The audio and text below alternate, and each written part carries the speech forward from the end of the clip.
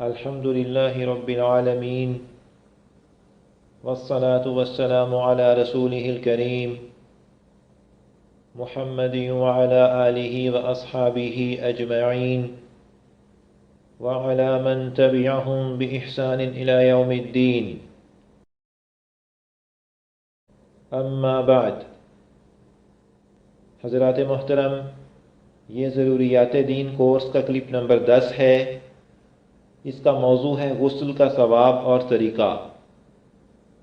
محترم سامعین، پاک رہنے کا خوب اہتمام کرنا اللہ تعالیٰ کے پیارے بندوں کی صفت ہے.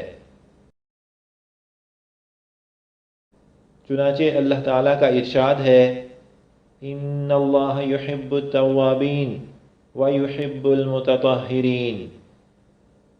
مطلب یہ کہ بے شک اللہ ان لوگوں سے محبت کرتا ہے جو بہت توبہ کرنے والے ہیں، اور ان سے محبت کرتا ہے جو خوب پاک صاف رہیں. ہمارے دین نے ہمیں پاکی کے جو طریقے سکھائے ہیں ان میں سے ایک اہم حکم غسل کا ہے. اللہ تعالیٰ کا فرمان ہے، وَإِن كُنتُمْ جُنُبًا فَاطَّهَّرُوا. اور اگر تم جنابت کی حالت میں ہو تو غسل کے ذریعے خوب اچھی طرح پاکی کرو. جس آدمی پر غسل کرنا واجب ہو اسے جنبی کہتے ہیں، اور غسل واجب ہونے کی حالت کو جنابت کہتے ہیں. غسل کرنے کا سنت طریقہ یہ ہے کہ دل میں نیت کرے کہ ناپاکی دور کرنے کے لیے غسل کرتا ہوں. پھر دونوں ہاتھ گھٹنوں تک دھوئے، پھر استنجا کرے. ہاتھوں اور شرمگاہ پر ناپاکی نہ ہو تو تب بھی انہیں پہلے دھوئے. پھر بدن پر جہاں ناپاکی لگی ہو اسے دور کرے. پھر وضو کرے. وضو کے بعد 3 بار اپنے سر پر پانی ڈالے، پھر 3 بار دائیں کندھے پر، پھر 3 بار بائیں کندھے پر. اس طرح پانی ڈالے کہ سارے بدن پر پانی بہہ جائے. غسل کے بعد تولیے وغیرہ سے بدن صاف کر لے. خواتین کی پاکی کے بارے میں ایک اور بھی ضروری حکم ہے جسے معلوم کر کے اس کے مطابق عمل کرنا ضروری ہے. غسل کے 3 فرض ہیں. نمبر 1، کلی کرنا 1 بار اس طرح کہ سارے منہ میں پانی پہنچ جائے. نمبر 2، ناک میں پانی ڈالنا 1 بار اس طرح کہ جہاں تک ناک نرم ہے وہاں تک پانی پہنچ جائے. نمبر 3، سارے بدن پر پانی پہنچانا 1 بار. باقی سب باتیں سنت ہیں.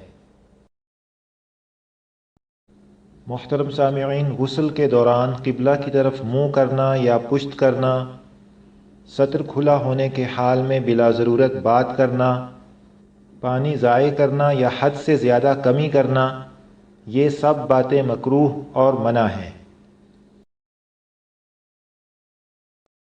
جن چیزوں سے غسل واجب ہوتا ہے ان کی تفصیل کلپ کے آخر میں سلائیڈ پر ملاحظہ فرمائیں.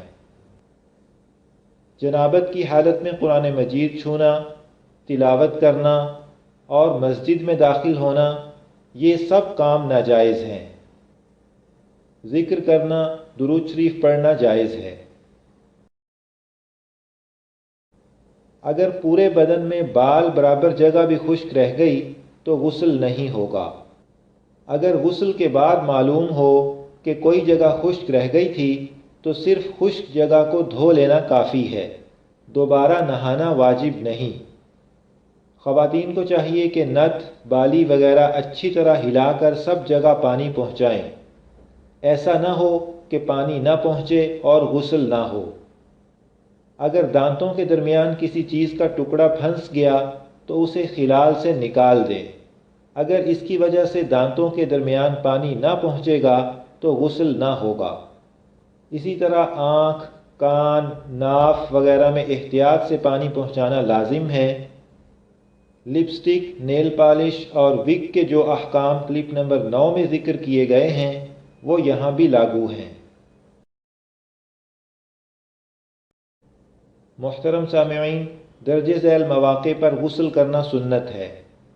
نمبر 1، جمعے کے دن نماز فجر کے بعد سے لے کر نماز جمعہ تک ان لوگوں کے لیے جن پر نماز جمعہ واجب ہو۔ نمبر 2، عیدین کے دن فجر کے بعد ان لوگوں کے لیے غسل سنت ہے جن پر نماز عید واجب ہے۔ نمبر 3، عمرے اور حج کا احرام باندھنے کے لیے غسل سنت ہے۔ نمبر 4، حج کرنے والے کے لیے عرفہ کے دن زوال کے بعد غسل کرنا سنت ہے۔ محترم سامعین، ہمارے دین نے ہمیں جو بھی احکام دیے ہیں در حقیقت ان میں ہمارا ہی فائدہ ہوتا ہے۔ اللہ تعالی حکمت کے خالق اور مالک ہیں، تو جو حکم وہی کا ہوگا اس میں ہمارے فائدے اور بھلائی کے بہت سے پہلو ہوتے ہیں، لیکن دین کے احکام کی سب حکمتوں کا ہم احاطہ نہیں کر سکتے۔ مثال کے طور پر وضو اور غسل میں ایک حکمت یہ ہے کہ ان سے غفلت دور ہوتی ہے اور آدمی باخبر اور متوجہ ہو کر اللہ تعالیٰ کی بارگاہ میں حاضر ہوتا ہے۔ دوسری حکمت یہ ہے کہ ان سے اللہ تعالیٰ کی محبت حاصل ہوتی ہے۔ تیسری حکمت یہ ہے کہ فرشتوں کے ساتھ مشابہت ہوتی ہے کہ وہ بھی پاک رہتے ہیں۔ چوتھی حکمت یہ ہے کہ پاک رہنے سے عقل بڑھتی ہے۔ پانچویں حکمت یہ ہے کہ گناہوں کی وجہ سے جو سستی اور گرانی طبیعت میں آتی ہے وہ ان سے ختم ہو جاتی ہے۔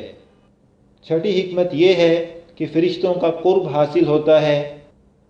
ساتویں حکمت اللہ تعالیٰ کے شاہی دربار کا ادب کرنا ہے کہ آدمی تیاری کر کے صفائی کر کے جائے، جیسے دنیاوی بادشاہوں سے ملاقات کے لیے آدمی خاص طور پر تیار ہو کر جاتا ہے۔ آٹھویں حکمت یہ ہے کہ آدمی کا دل روشن ہو، خوشی کی کیفیت سے لبریز ہو اور اسے یکسوئی حاصل ہو۔ اور اس کے علاوہ نہیں معلوم ہمارے فائدے کے کون کون سے پہلو اللہ تعالیٰ نے وضو اور غسل میں رکھے ہیں۔ محترم سامعین، دین کے احکام کی حکمتوں کے سلسلے میں ایک غلطی یہ ہوتی ہے کہ بسا اوقات ہم اس انتظار میں رہتے ہیں کہ دین کے فلاں حکم کی ریزن معلوم ہوگی تب اسے مانیں گے یا اس پر عمل کریں گے۔ سو یہ بات یاد رکھنے کی ہے کہ ہماری عقل وحی کے احکام کی ساری فلسفی کا احاطہ نہیں کر سکتی۔ ہم تو ابھی اپنے جسم کے بارے میں بھی سب کچھ نہیں جان پائے، تو اللہ تعالیٰ کے دیے ہوئے احکام کی سب حکمتوں کو کیسے جان سکتے ہیں؟ مثال کے طور پر ہم میں سے کسی کو یہ معلوم نہیں کہ اس کے سر پر کتنے بال ہیں، حالانکہ بال ہماری اپنی ذات کا حصہ ہیں، تو ہمارے علم کا یہ حال ہے۔ اس پر ہم اگر یہ کہیں کہ جب تک ہماری عقل میں نہیں آئے گا ہم دین کا فلاں حکم نہیں مانیں گے، تو یہ سنگین غلطی ہے۔ ہمیں دین کے سب احکام رسول اللہ صلی اللہ علیہ وسلم پر ایمان لا کر ماننا اور عمل کرنا ہوگا۔ اس سے جو بھی فائدے شریعت کے احکام میں چھپے ہیں ہمیں حاصل ہو جائیں گے۔ حضرات محترم، یہاں پر ضروریات دین کورس کا کلپ نمبر 10 مکمل ہوا۔ انشاءاللہ تعالی کلپ نمبر 11 کا موضوع ہوگا مسواک کرنے کی فضیلت اور طریقہ۔ اللہ تعالیٰ سے دعا ہے کہ ہمیں سنت کے مطابق غسل کرنے کی توفیق دیں، آمین۔